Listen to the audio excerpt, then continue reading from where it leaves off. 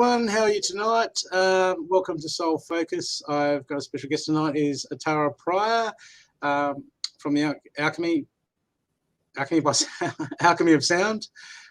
She does sound healing and energy work and all that sort of stuff. Welcome, Tarrah. How are you tonight? Thank you. Yes, I'm so well. Thank you, Brooke. Did you have a good day today? Yes, I did. I had a long day actually. I woke up quite early and had a bit of a long day. Went to work today and then came home and did some planning. I have an event on tomorrow, so have been doing some planning and preparing for that. Yeah. Okay. So are you doing a what sort of event? Is it a spiritual event? Oh. Sorry, I've just lost the visual. Okay, that's all right. We can still hear you. Okay. So that's all good. Yeah, it's all coming through. Okay. So there we go. Sorry about that. I've got you back now. That's okay. What was the question? The internet, it just does all sorts of things. So, and I know I've like the other day, the last few days, my phone's just been ringing people, and it's been on by the dashboard, and I'm like, what's going on here? It's been crazy. Something weird. Yeah. So, Tarrah, tell us a little bit about yourself. How you got awakened? Got into what you do, that sort of thing. Yeah, absolutely. So yeah, I think my journey for on this path of awakening started quite a while ago. I started about 8 years ago when I started having little spiritual awakenings, and by that I mean like a small scale spiritual awakenings in regards to behaviors that no longer served me, in regards to things that I just wanted to change in my life. I wanted better for myself, and every time I had a new realization, my spirit awoken just a little bit more. And so that process really set me up to a few years ago when I had a much larger spiritual awakening, and I realized my purpose. Started realizing my purpose.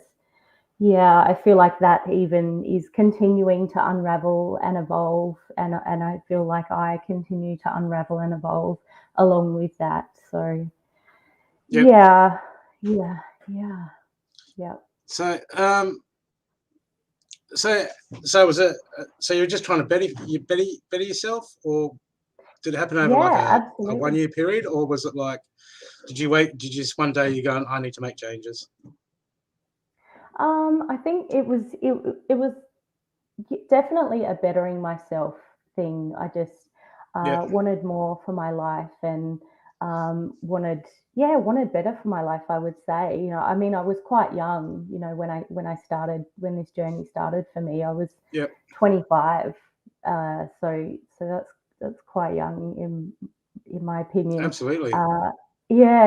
So and that's when I really started wanting better for myself, and so then that came through in those mini little spiritual awakenings. And I call it a spiritual awakening, a mini spiritual awakening, because that's what it is. Like, simplified, it's a my spirit awoken, like just little parts, new realizations, almost, like many of them, many. And then as I said, probably 2 years ago, I had a much larger spiritual awakening, in the sense that my understandings of life in general became bigger. I became much more open to what is possible, like what else is possible. And yes, that's just led me on this amazing journey to discover all these different aspects of me that I just Yeah, Yep. absolutely love. So what sort of rabbit holes, or what sort of things did you start with when you sort of moved into the awakening? The bigger awakening, oh my God, I've been down so many rabbit holes. I kind of, at first, I as soon as something sparked my interest, I just went down massive rabbit holes just everywhere. So I think I just got into this mindset of just following each pull. So every Yep. interest that was sparked, I would just follow it, and then that would lead me down a bit of a rabbit hole, I guess. But I've been learning so much. Like, I've learned so much already, and I continue to learn. So I guess, one of the rabbit holes was light worker. What does that mean? Yep. Like, what is a light worker? I was so drawn to it, drawn to want to know more about what a light worker was, and intuitively knowing that meant something for me. So that was one of the rabbit holes, But I don't know. I say rabbit hole, but they're so good. Like, it's such a good. They're so Yep. good to be in that rabbit hole, because I just unraveled and learned so much about myself in those things. So I guess Reiki and energy work would be another one, and then my sound healing, they're all things that are Yep. now a part of my life. Yep. Yeah, absolutely. I've had a interest and I would say, in crystals and crystal healing for a longer time, like a longer period of Yep. time. That's not such a new one. So yeah, what other things? Just rabbit holes of shamanic experiences and magic, just all kinds of magic. I've just gone down rabbit holes in that area as well. So have you got any stories of those incidences as you were going on that you'd like to share? People love those. The rabbit holes? Stories. Yeah. Funny stories. Life-changing stories. Yeah. Oh, funny, life-changing. Okay. Let's have a thing. So life-changing story would be, so I had this energy around me for a long time, and I thought that I was a little bit crazy, and I thought that I was a little bit nuts, and I would just ignore it. I would just ignore that there was this energy that was hanging around me for some time, and then probably about a year ago, I really it was prominent, and I spoke to a lady who's a mentor to me, and she guided me on how to protect my field. And so I called in my ancestors and my spirit guides, and I put in a boundary, a 10-kilometer radius boundary all the way around me. And in that moment, I just felt like that whole area, that 10-kilometer radius around me, was just totally cleared.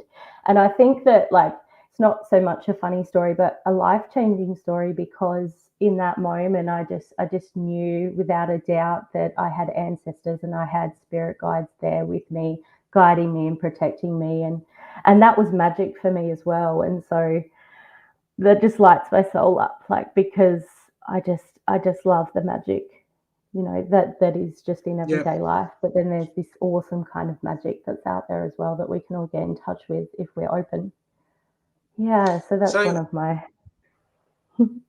So when you started connecting with your guides, because people at different levels here, what did you do? What did you do to enhance that connection or to get to know them? What sort of practices? Absolutely. Yeah. So when I first became curious about my guides, I went down another rabbit hole. I did a lot of research and I did a lot of reading. I think that it's important to do your own research around it, and I read other people's experiences with their spirit guides, and read different hints and tips on how to get in touch with them. And I think the most important thing to do is to just keep talking to them. You know, just say, like, I'm aware that I have the spirit guides, and I would like to know you to make your presence known, or I would like to be in touch more with you. And I think that's the biggest tip there, is to just keep speaking with them, even if you're not really sure that your guides are around. Yeah. So as you awakened and started moving into spirituality, what was some of the things that you do, all sorts of healing? What sort of stuff did you go and experience and train in? Yeah, I had an amazing experience when I went and studied Reiki.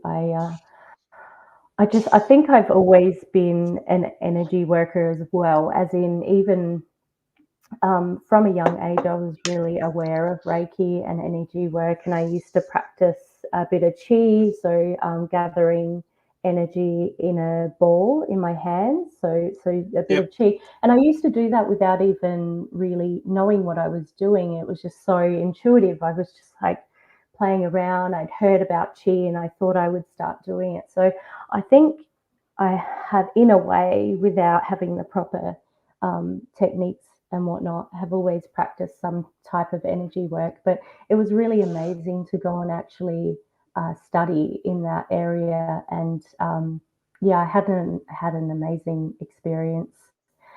I was able, in my training, I was able to participate in 3 healings, and all 3 healings were amazing. I actually, my first Reiki session that I did on someone, so my first healing that I was able to do,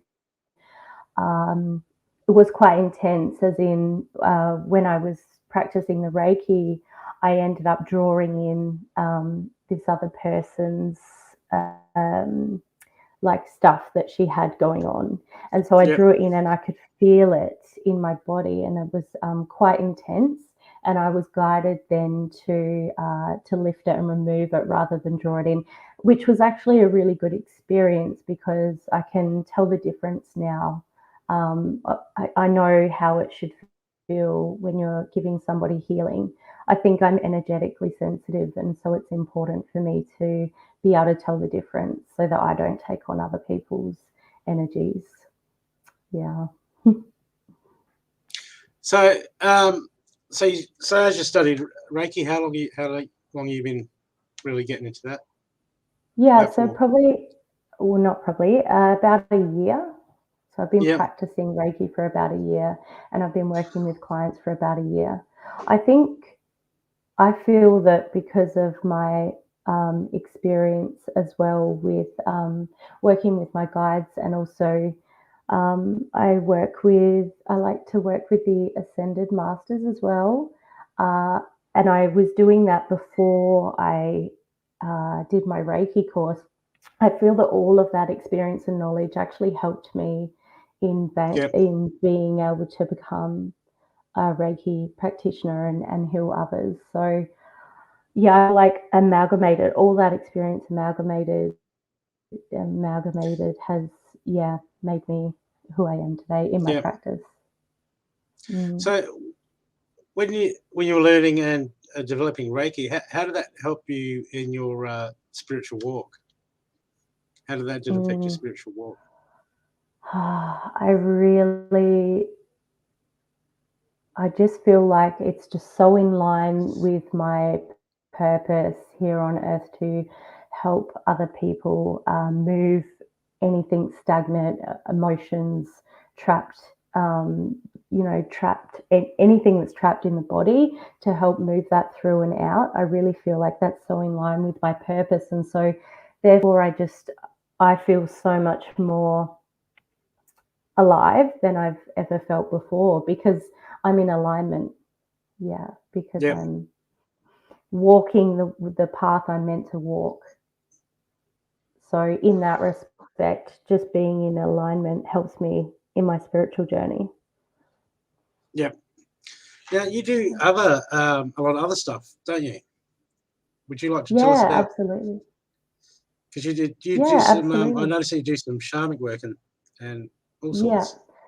So my personal business is Alchemy by Sound, and I do one-on-one sessions, Reiki, and Tibetan sound healing as well. So I'm trained in the Eastern and Western method of Tibetan sound healing for one-on-one treatments. That it looks like the traditional Eastern way is the client would have the Tibetan bowls placed on their body on about 15 different points on the body. Yep. And so what happens then is vibrations travel deep into the cells, and it creates like cellular healing and alignment.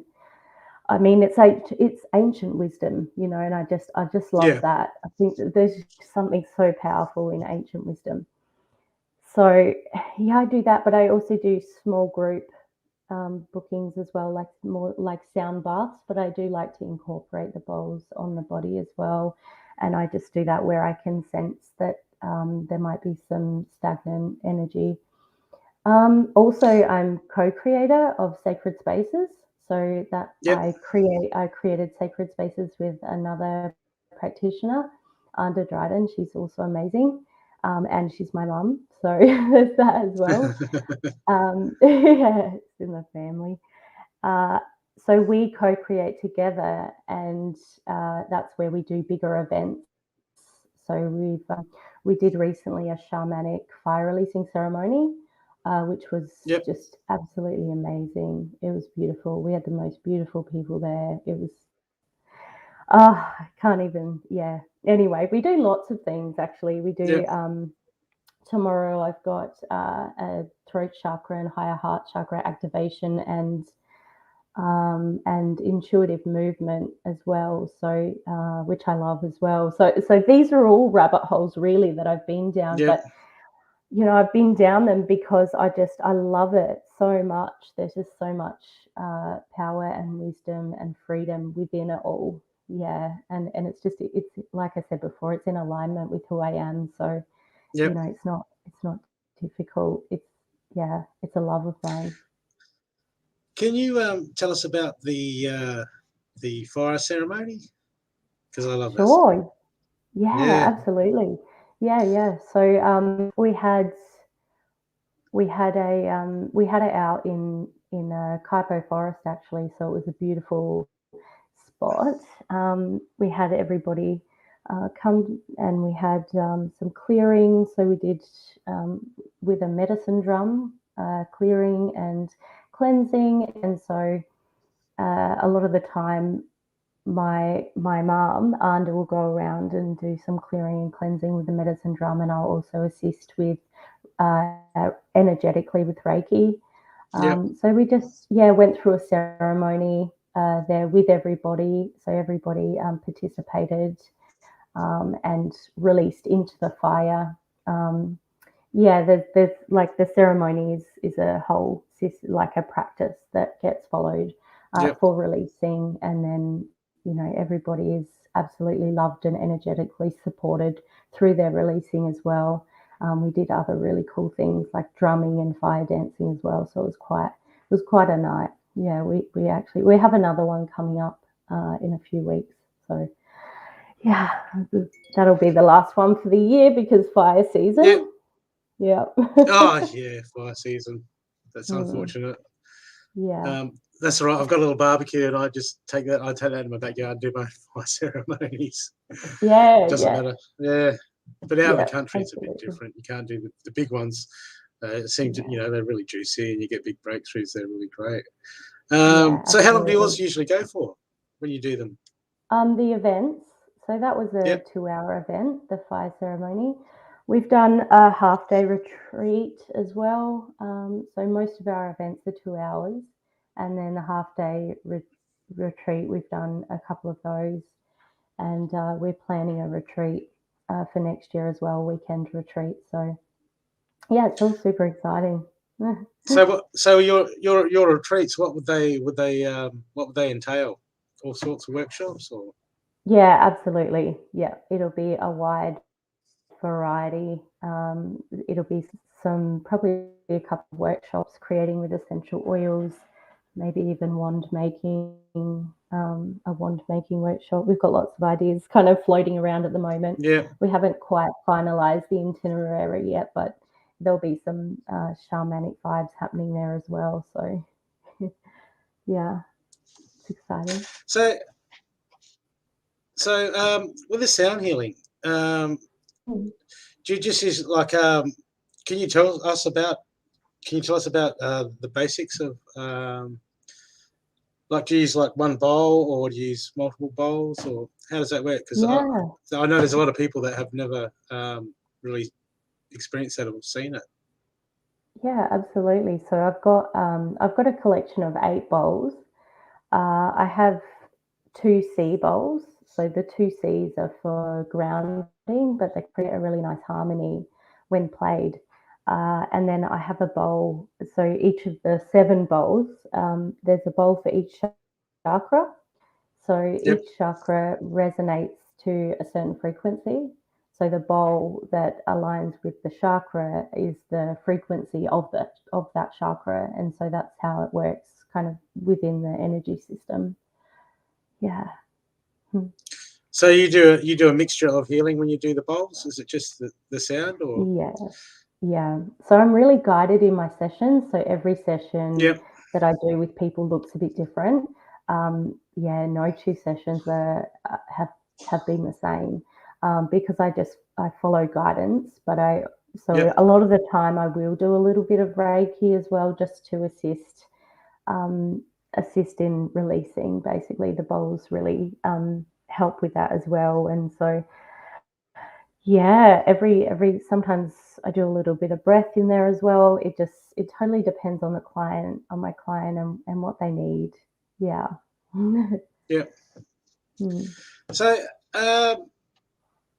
So when you're doing, say, I was just going to ask you, have you got any stories that you'd like to share about sound healing? Sound healing. Oh, yeah. Just how it's helped people without names. Unless you don't want to dob someone in. You don't have to mention names. Oh, yeah. I said you don't have to mention names and dob someone in. Yeah. But they'll probably be watching go. Maybe. No, sound healing. So, I mean, I could tell you a funny story actually about the sound healing. I did a 3-day so when I did my training for sound healing, I did a 3-day intensive immersion for Tibetan sound healing. And by the 3rd day, because when you're working with sound and Tibetan bowls, you end up in a bit of a trance. So after the 3rd day of training with bowls for about 8 hours every day, I was in such a trance, and so was my trainer. And we were like wobbly and walking and wobbly, and your mind's just kind of, it's out here somewhere. It's not quite in your body. It was really, it was a bit of a funny time, but I'll never forget that. It was so funny. I mean, during sessions, I think, everybody I've worked with has had such a different experience. So, I mean, I've worked with some people who they haven't meditated a lot before, but they, they went into quite a deep meditative state, so much so that they had visions. I've had people tell me that they felt like they were levitating throughout the session. I've had people say that as soon as the bowl was played on their body, they just felt all of their muscles just relax instantly. So I've had so many different kinds of feedback, and I think it's really an individual experience, and anything is possible. Yeah. Do you get a lot of spiritual people come for that sort of healing, or is it just mainly people are just looking for something else that works? It's been a bit of both. Of both. Yeah. Do you train people? Sorry? I keep going. Keep going. Oh, I was just going to say, I think that mostly the kind of people that are coming to me are people who can feel that there's something not quite in alignment for them, and that makes sense because the bowls can create that alignment and help shift any stagnant energy. But I've also had very spiritual people come and have a session with me who just absolutely love the bowls and said to me that a few have said to me they haven't experienced anything like it before. So it really is a combination of both. Yeah, both kinds of people. All people.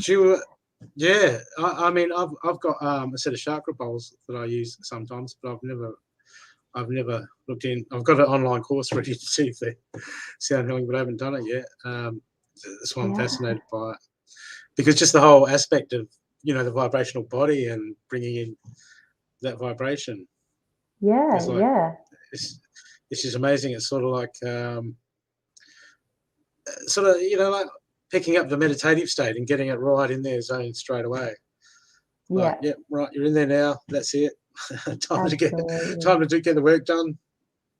Absolutely. Now, I think the sound, you can't help but go into a meditative state, and that's for anybody, anyone who, seasoned meditators and people who've never meditated before in their life. Like when you're immersed in that sound and you have those bowls on your body, your mind it lets go. Yeah, it does. It's magic. And that's the hardest thing for a lot of people that they struggle with, is just letting go and coming into the moment. I mean, when you've been doing it for a while, you sort of can take it for granted, but when you're sort of new or you're stressed, and some people, it's just, what it's like with everything happening in the world, everyday life. So what sort of daily practices would you recommend for people to help them grow, that have really worked for you and help you to really reach the levels that you're reaching in your walk? Yeah.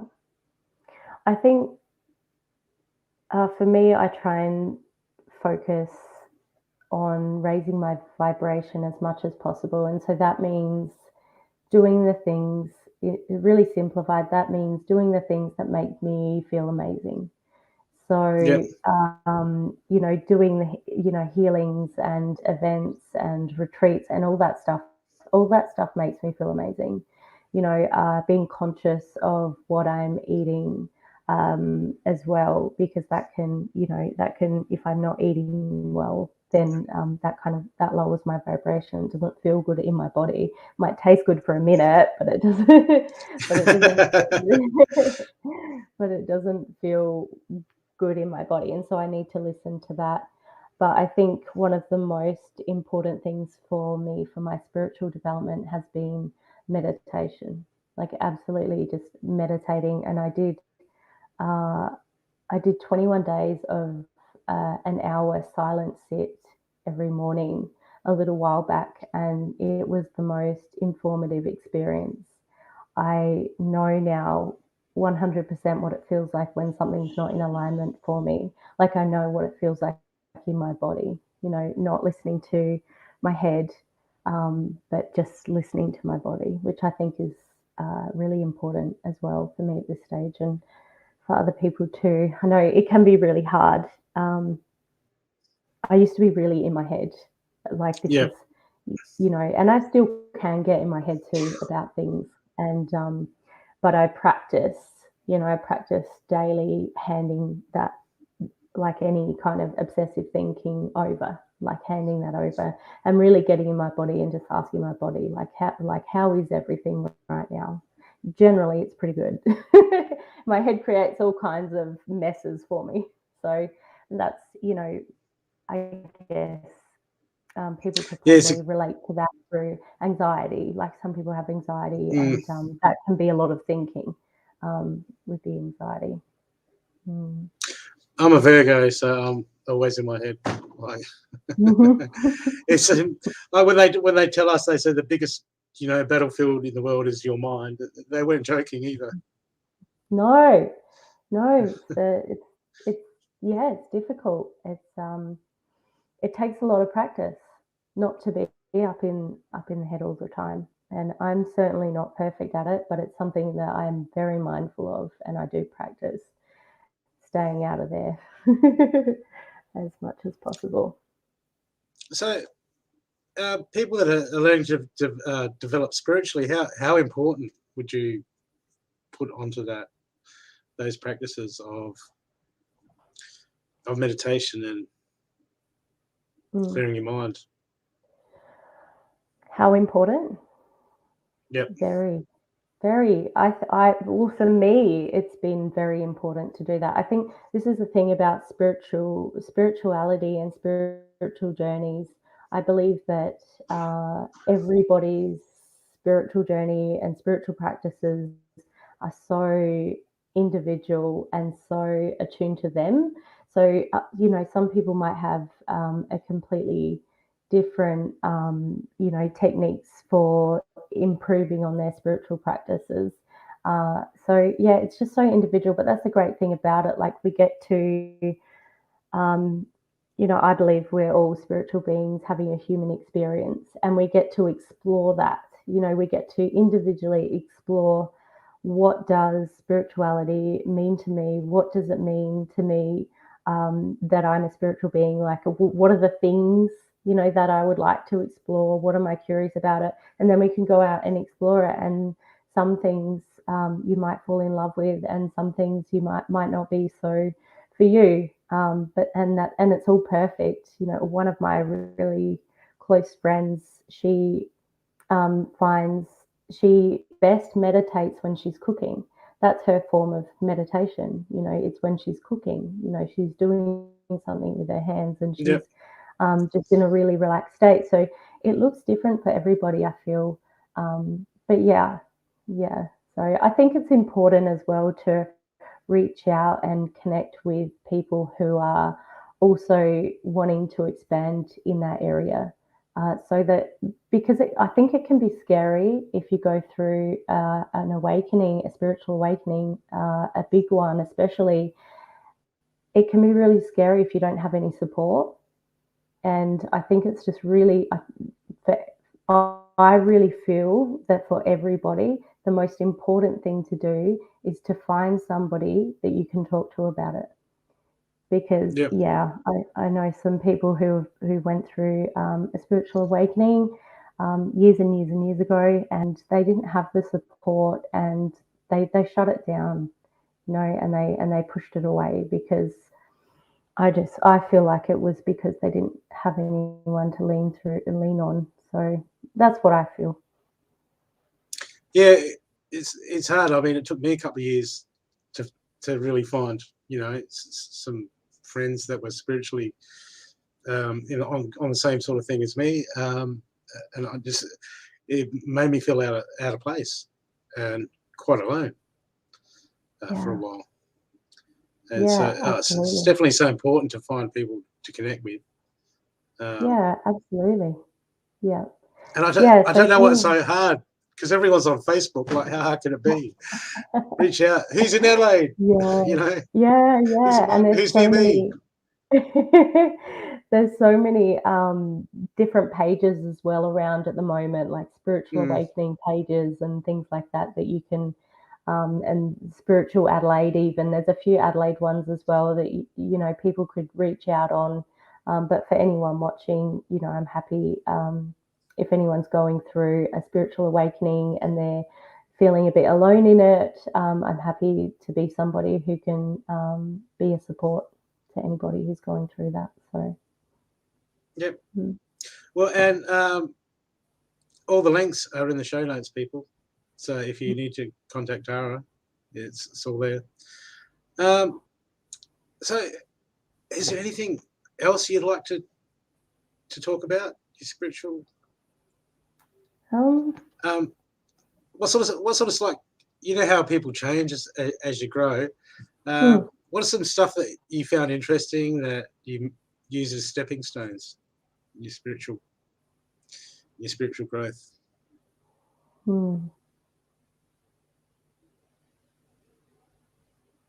Stepping stones for my spiritual growth.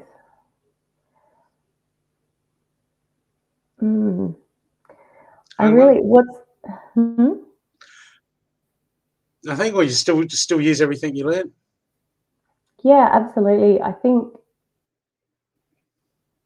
just continuing to explore. So whatever the thing is that I'm curious about or I'm interested in, I just keep delving into it deeper and deeper and keep practicing different techniques and keep, just totally exploring it all. And I think just through the exploration, like I do continue to expand and grow and try new things, and that helps me expand and grow as well.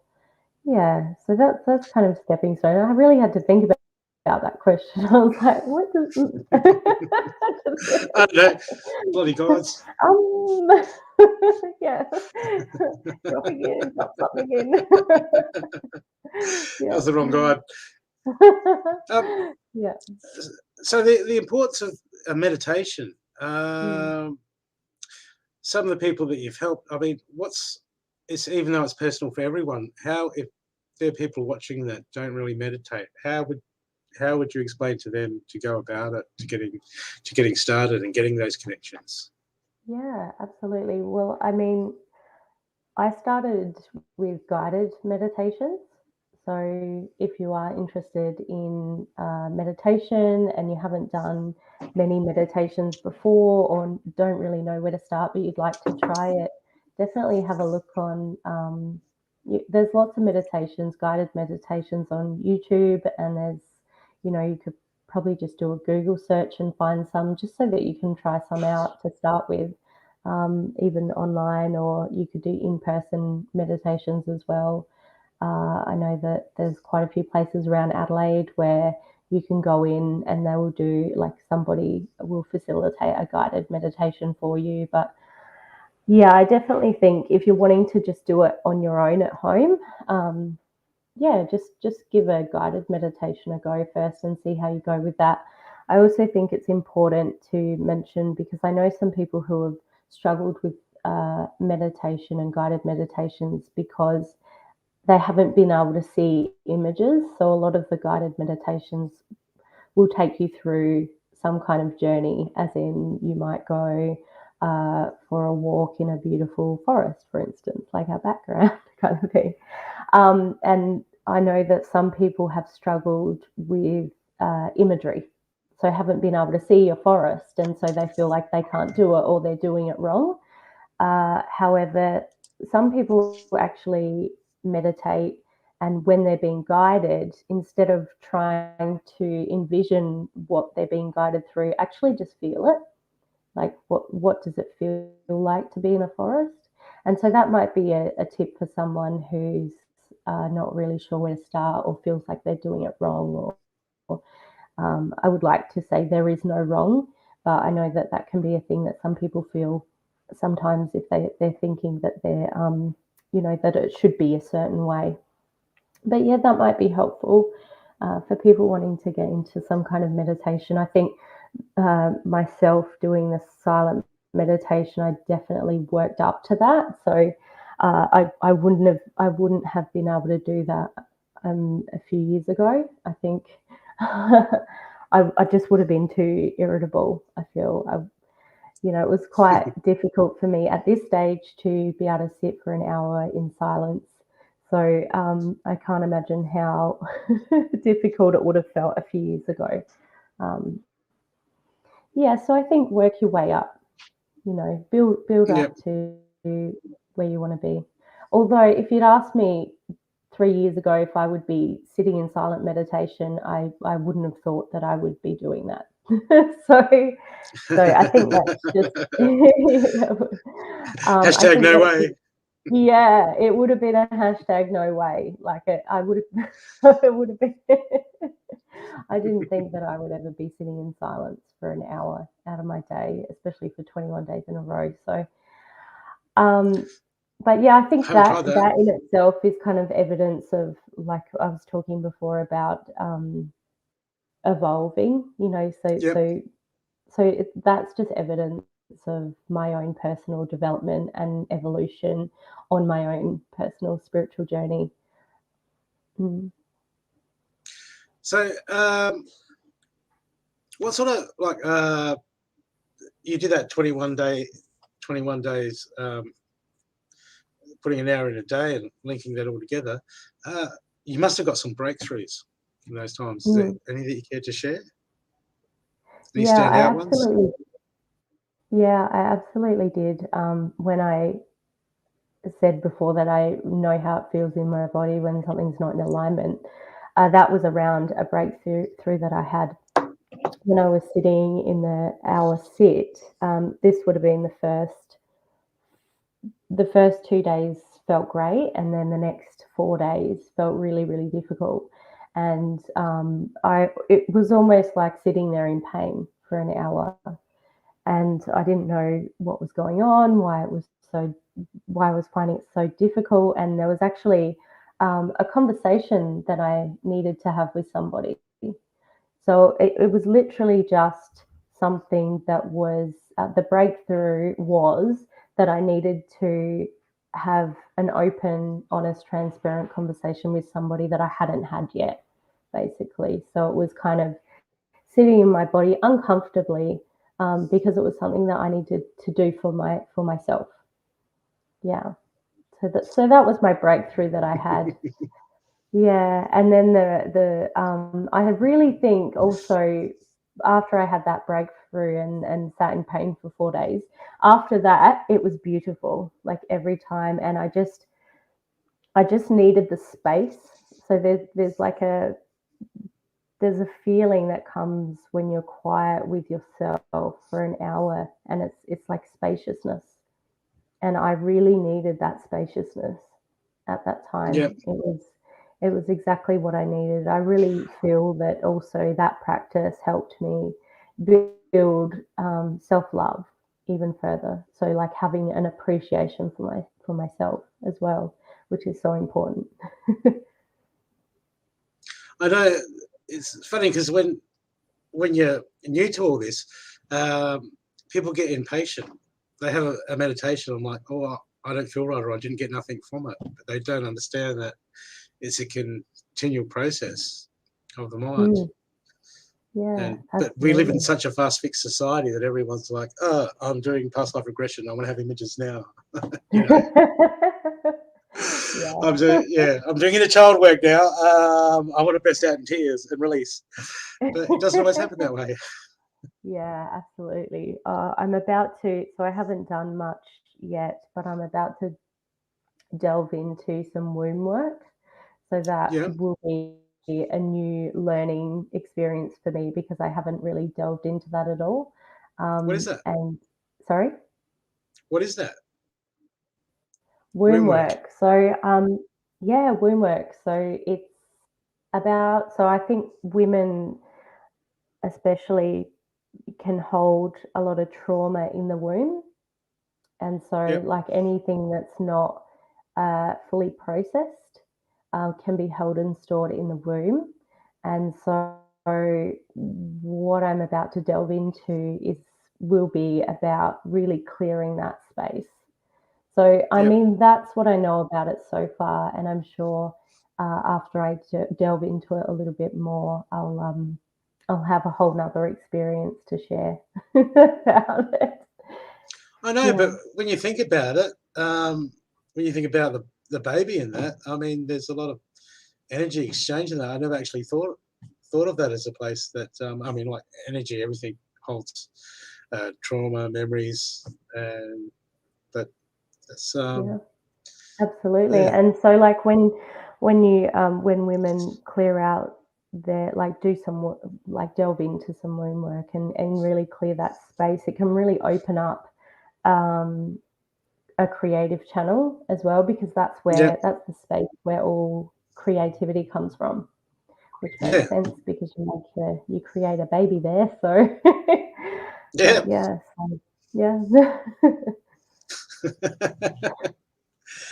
Now, you tell us about your essential oils, because I just got a new book I just got a book on mixing magic oils. Came in the post like yesterday, so I'm excited about. I want to hear about the oils. Yeah, absolutely. Well, I love doTERRA oils, so I've been using doTERRA oils for a while. I What are really they? like to doTERRA. So it's this. I've got some here actually. Yep. doTERRA. It's just a brand. I like the brand. They're a good company. They really give back, and they're all organic, and so I appreciate the company. But yeah, I've been using essential oils, so I use them in my events as well. I use frankincense quite a lot. I use sage oil. I'm in the process actually of creating a smudge spray as well, so that I can use that at events and clear the space. Yeah, I use it on myself as well. I find that frankincense, especially on the third eye, can be really opening. Yep. And then I've got like a Speak Your Truth blend that I like to put on my throat chakra as well. Yeah, I think energetically it just helps to open that area, and the same with frankincense on the third eye. I feel like it just helps to open that area. So, yeah, I really love using the essential oils. Yeah. I must admit, like, I've got oils, resins, herbs, charcoal. But someone recently gave me a sage spray, and some people would probably use them and go, doesn't it do much? But as you know, when you become a healer and you become a lot more attuned to energies, and you use some of this stuff, and you're like, whoa, I feel that, man. You know, like the ground's opening up, everything's clearing, and energy's light now. I mean, some of the people don't realize how effective this stuff is because they're not attuned to the energies, but a lot of this stuff really works amazingly. Yeah, I mean, absolutely. That's my first sage spray, and it does some other things, but it's sitting there before your meditationing and aligning your chakras and all that, and some of that takes a while. And now it's like I've got like in a bottle, just I'm like, whoa, it's just it's great. I'm cleared. I'm free. That's it. I'm clear, and it only needs 3 applications. But so do you mix your oils, or you just use them in your spiritual work? Do I mix them, or do I just use them in my spiritual work? Yep. I do both. Yeah. Yep. So I've mixed them and made some of my own rollers, and making room sprays and whatnot, and I use them in events as well. Yeah. So, and I use them on myself too. Oh yeah, if you can't use it on yourself, what's the point of making it, eh? Yeah, absolutely. That's it. Yeah. Always everything I make, I test. I just make it for myself to start with. Yeah. That's where you start. Yeah. And then absolutely. you have then you give it to guinea pigs. I mean, good for spiritual friends. You're like, would you like to sample? Yeah. Put this on. I'm shocking because I make these medicine pouches, and I bind them to the person when I enchant them, and then so I have a friend. I go, "Can I have a piece of your hair?" And they'll be like, "What?" That's so cool. So, what other medicine pouches do you make? I'm just doing one for mediumship and doing one for healing. I'm working on this is a psychic defense one, and also I enchant spearheads for doing ritual work and all sorts. And I made this this one for inner self and doing shaman work, and then I wrote one day and everyone's like, "Why are you so serious?" I'm like, "What do you mean?" And they're like, "You're just straight faced and serious." And I'm like, "Oh." And I took it off, and then I was just back to making jokes again. But it was enchanted for that purpose of going, being serious and going within. And I did it. Yeah, and because it's ancient symbols and all this stuff. People don't realize how powerful that stuff can be. I mean, as a tool. Absolutely. I thought you were going to say something. So did I. I thought you were going to say something too. I was like, yeah. Awesome. So, what are some words of advice that you would say you'd give to yourself if you went back in time to when you started awakening?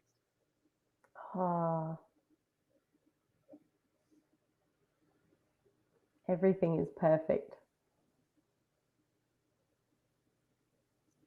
You can expand on that?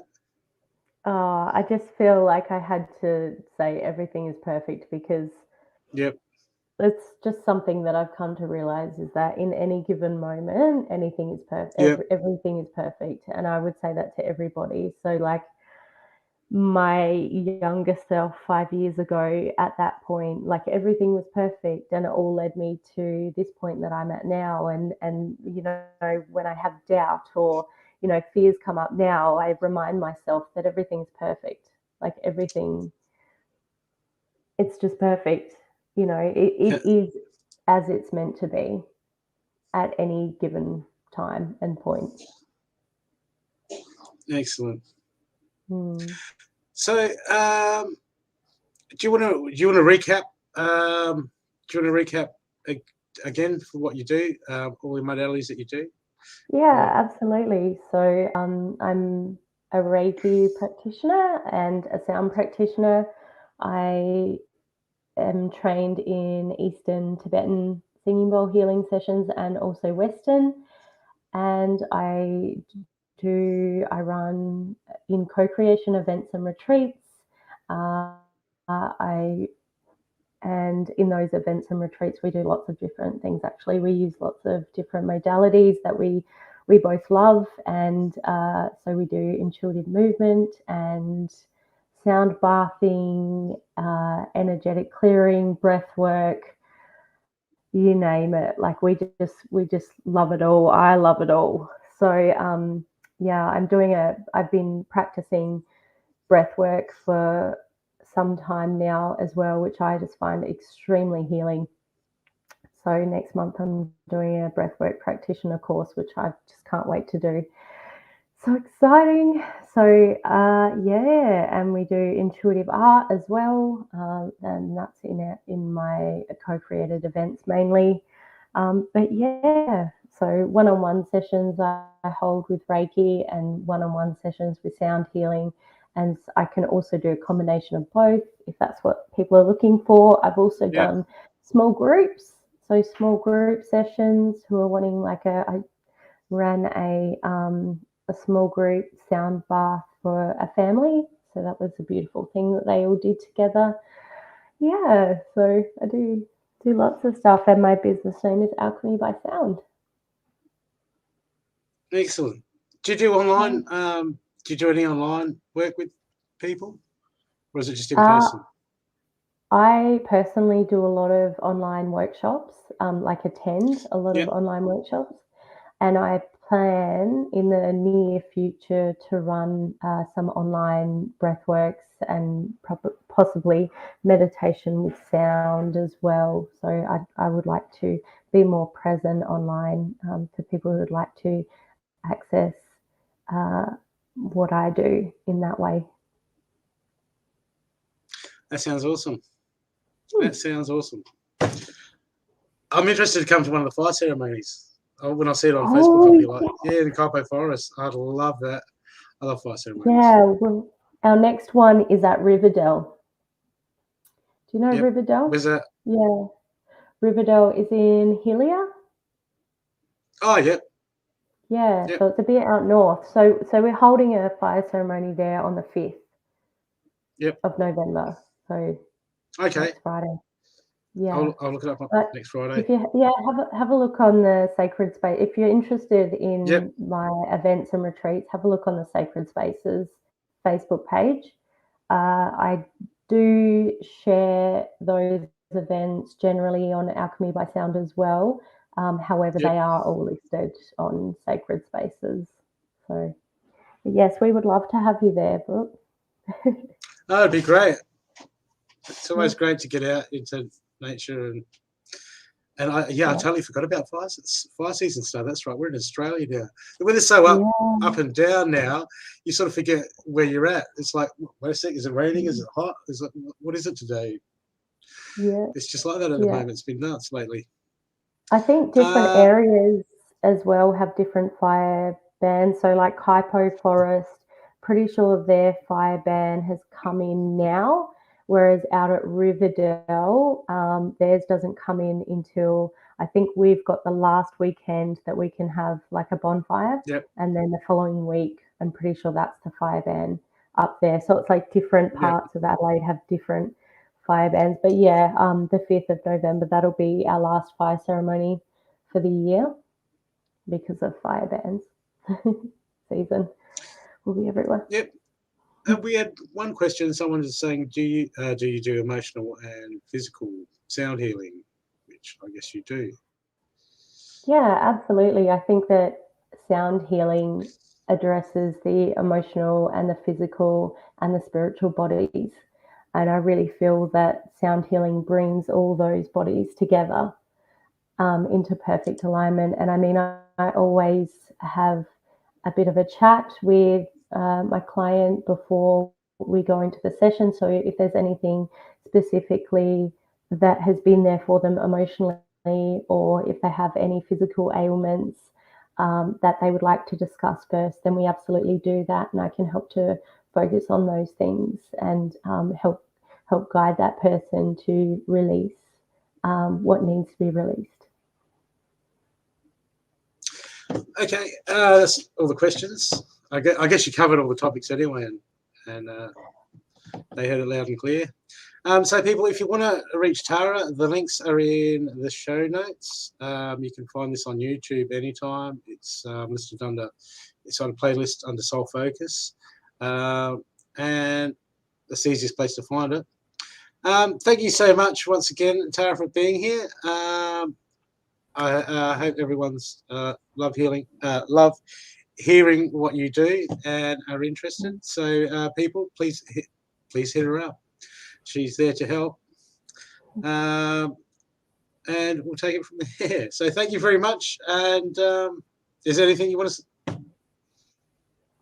Oh, just thank you so much for having me on the show. Yeah, it's been amazing. And I really hope that everybody who has listening or even will be listening later on get something out of the show. And yeah, just remember, if you are going through an awakening and you feel like you need some support, I'm happy to be a support. Excellent. Okay, thanks again, and good night, everyone, and have a lovely day wherever you are in the world. And we'll see you at the same time next week for Soul Focus. Okay, thanks, Tarrah. Bye. Thank you. Bye.